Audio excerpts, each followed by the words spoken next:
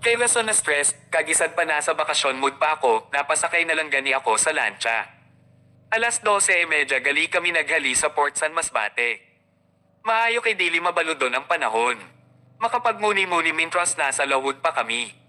Kag makakita-kita san mga matahom ng mga kiritaon sa lawod lalo na gayod ang mga bukid kag mga darag kuon ng mga bato o mga rock formations. Matapos ang kulang o sobra pa sa 2 ka oras na amon biyahe sa lawod.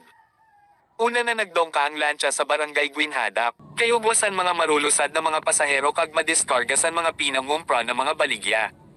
Kaysa kada mohon san diniskarga. Kaya inabot kami san halapit man san isad ka oras bago nakahali. Diretso na gani ang lancha sa amon pinakadestinasyon. Kagwara pa man gani ang isad ka oras. Hali sa barangay Guinhadap.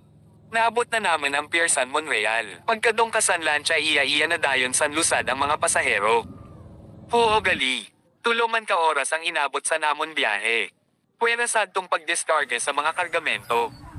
Kag ako man, nagpadulong ako sa Warte Beach. Kay rason na hapon na ako nakaabot sa Monreal.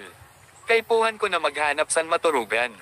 Di ako nakapag-overnight sa Warte Beach kay ugwa man sindesan kwarto na maturugan.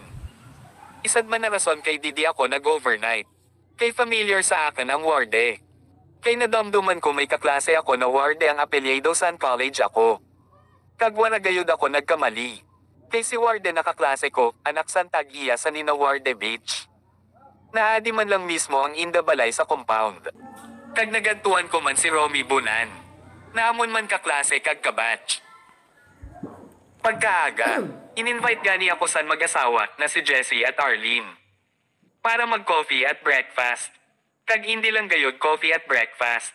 Hasta lunch at dinner. May pa-snacks pa. Hindi gayod ako asikaso. Salamat gayod. Si Jessie at Arlene ay parehas na nasa DepEd man nagatrabaho.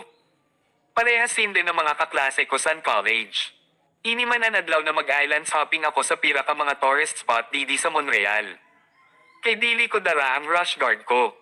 Pinahuram gayod ako ni Ma'am Arlene. Pagkatapos ko gani mag-island hopping. In-enjoy ko naman ang beach. Nagkarigo pa gayod ako sa Warte Beach. Bisan ako lang mag-isad. Maayo man kung ikaw lang gali na isad. Na gusto mo lang san peace of mind. Katawhay lang.